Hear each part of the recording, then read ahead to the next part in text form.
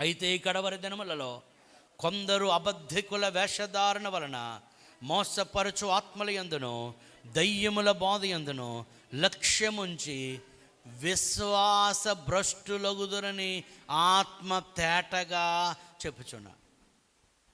ఎప్పుడండి? కడవరి దినములు, అంత్య దినములు. మనం ఎక్కడున్నాం? అంత్య దినముల్లో ఉన్నాం. మరొకటి చెప్పాలంటే end days of end days. అంత్య దినాలకు వచ్చాం. అంటే అంత్య దినముల్లోనే ఇంకా చివరికి వచ్చాం. ప్రభువు రాకడా చెప్పండి సమీపంగా ఉన్నది.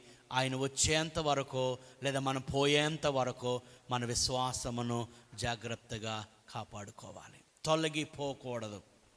అందుకంటాడు పౌలు, మీరు విశ్వాసము గలవారై ఉన్నారో లేదో మిమ్మును మీరు పరీక్ష చేసుకోండి.